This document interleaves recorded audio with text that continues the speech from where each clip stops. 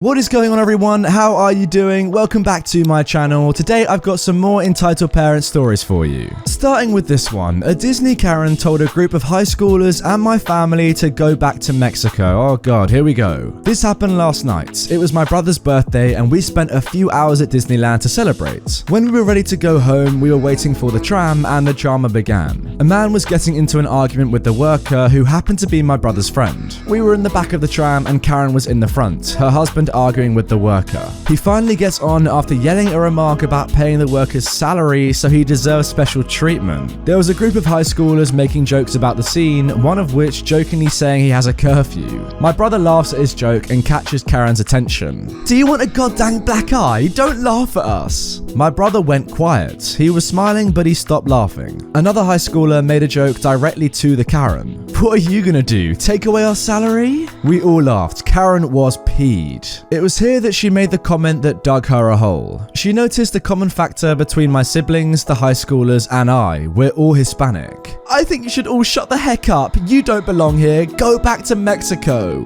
The tram car falls silent for a moment, and then a loud voice. A high schooler said, "Wow, what a jerk." When we got back to the parking lot, we started unloading from the tram. Karen suddenly pushes one of the high school girls and books it to the lot. They all began yelling things along the lines of, "The jerk pushed her! You have kids, you idiot! Push her again, I dare you!" My family and I went home. We were all pretty upset about it. We don't know what happened to the other group, but I doubt it was good. We did see Karen running up the escalator to her car, ditching her husband and her kids. She was on the phone on the tram, and we were wondering if she was on the phone with the police. Well, you know what? I hope she was on the phone with the police, and I hope the police did come, because then they could arrest her for being racist. I mean, what a double whammy. Firstly, your husband is entitled and says, "No, I pay your wages." And secondly, you're disgusting and racist. What a terrible combination. It sounds like this Karen and her husband are perfect for each other, but should end up spending the rest of their life in jail if you ask me. Now for our second story. Entitled mum doesn't want her daughter to be influenced by my gay friend. So, just for some context, I'm a male, straight, and my friend, who is a girl, came out as a lesbian a few years back. She moved away while we were in high school, and now we attend different universities. We were close friends before she came out, and I was one of the first to know.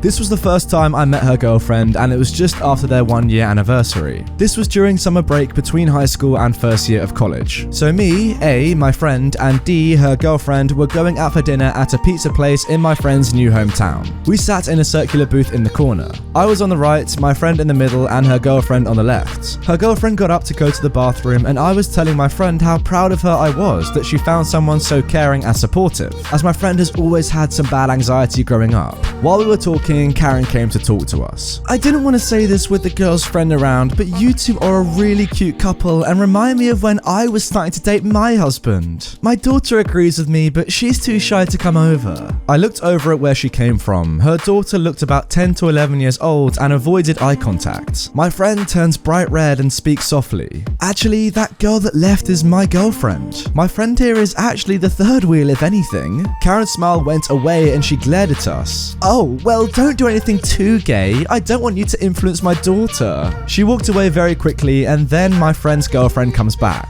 I guess it was obvious we were in shock because she asked us what was wrong. We explained what happened, and my friend's girlfriend responded by kissing my friend on the cheek and told her not to worry. I could see Karen turn bright red and stare at us. Our pizza eventually arrived, and I asked the basic questions like where they met, who asked who out, etc. Karen must have had enough because she came over and started talking to us. "I thought I told you to not do that in front of my daughter."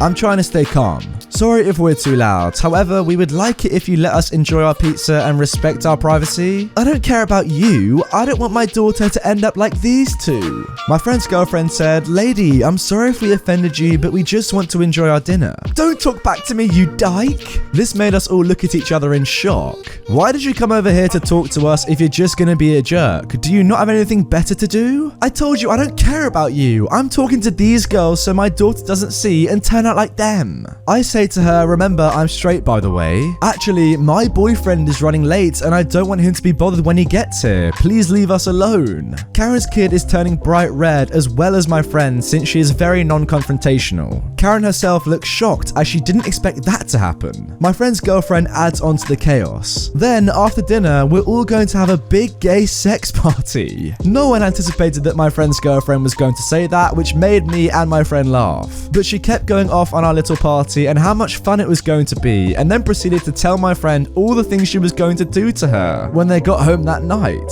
During the middle of my friend's girlfriend's very graphic description, Karen left and grabbed her kid and they walked out of the restaurant. The whole confrontation only lasted a few minutes and it was glorious watching Karen's face turn more and more red. Flash forward to present, and my friend and her girlfriend have been dating each other for around 4 years now, and we've all graduated college, and my friend's girlfriend recently proposed. Congrats guys, and I wish you all the best. Wow, what a great story. I just really don't understand Karen's logic here. Like, does she think her daughter's gonna see the girl kissing and say, wow, I'm gay now? Like, what? That doesn't really work. Like, her daughter is 10. She probably doesn't even know what sexuality means. Does this Karen seriously think that her daughter's gonna hit puberty, think back to that random day at the pizza parlor, and decide she also wants to bang chicks? Like, I don't think so. I don't know, man. I find it very funny to laugh at people like this. They're just so ludicrous. Now for our final story, entitled Mum Demands I Send a Wedding Gift. So I did. My family and I emigrated to the US when I was 7, and for the first 3 months we were here, we lived with a relative of my mum's who emigrated a few years before us. The dad helped my dad go into interviews, walked him buying a car, and helped us find our bearings in the US. My family and I are Buddhist, and this family are solidly fundamentalist Christians. While we lived with them, they strongly encouraged us to go to church with them every Sunday, and when they tried to keep us going to church with them, my family instead found a temple and started attending that temple, and they started treating us like trash. Their sons would pick on me and make fun of my English and told me I won't go to college and probably just end up being a repairman. The mum and their daughter would make fun of my sister for her rapid weight loss and gains. When we found out later this was due to lupus and she had to be hospitalized, they told my mum that the reason my sister is sick is because we worship demons. About 15 years ago, the dad lost his job. My parents, who were now doing well, needed to retile the house, and they hired the dad to do it, and when I asked how much they were charged, I was floored, thinking they miscalculated. I told them they were overpaying, but my dad just said, we're paying them back. This happened again. Every home improvement project my dad did, he would always hire the dad and would always be overcharged. The trashy thing is, the work was beyond subpar. Like the retiling work, I had to regrout the entire job when I visited one holiday. On top of this, they would always ask to borrow money and never paid my dad back. At this point, I figured my parents paid them back and then some. Frankly, I was completely done with them when I heard what they said about my sister. One day, I got a wedding invitation. Their middle son was getting married. Not wanting to have anything to do with them, I RSVP'd no. About a month later, I got a call from their mum asking why I haven't sent a gift yet. She demanded I sent a gift despite my protest that I am not obligated to. Then she mentioned how my family owed them and she knew I can afford to send gifts because I had a well-paying job, and that she had always prayed for us to be saved. When she said this, it triggered the wheels in my brain to turn, and I told her she's right, I was being rude, I will send the gift. When I hung up, I immediately looked up every Buddhist, Muslim, Hindu, Jewish, Jain, Sikh, Zoroastrian houses of worship in the area, and made a donation in the happy couple's name. Then I also donated to the Satanic Temple and bought the entire family membership cards and certificates to the Satanic Temple. About 2 to 3 weeks later, I got a call again from the mum. I answered as politely as I can. Oh, hi, did you enjoy the gift? This was met with a barrage of yelling, screeching, and a torrent of insults. I was barely able to make anything out. The daughter called my sister and the middle son called me later, demanding an explanation. I flat out told him everything and was 100% non-apologetic about it. Actually, I did say I was sorry for not being there to see the whole thing go down.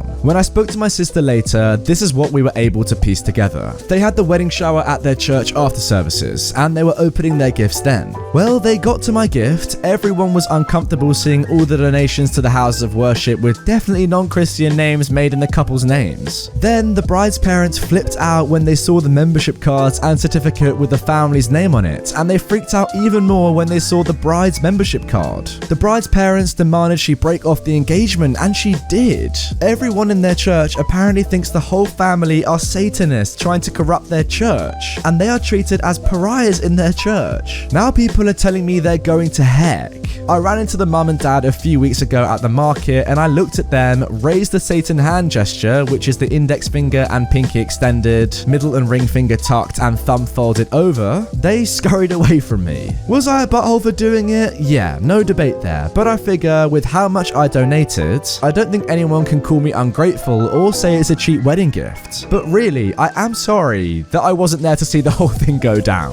Oh, I feel like this is more of a pro-revenge story than an r/entitled parent story, but that doesn't mean I don't love it equally as much. Very simple, but very effective and almost genius, I would say. What a way to get them back for being so disrespectful towards your religion. No, I don't think you're the butthole at all. I think this was some justified karma that this family really deserved. Let me know what you guys think in the comments. Anyway, that is going to do it for this video. I really hope you have enjoyed it. If you did, drop it a like and make sure you're subscribed for daily Reddit content on my channel. If you want more immediately, the video is on screen right now for you to click on. If not, I will see you guys all tomorrow at the same time for a brand new upload.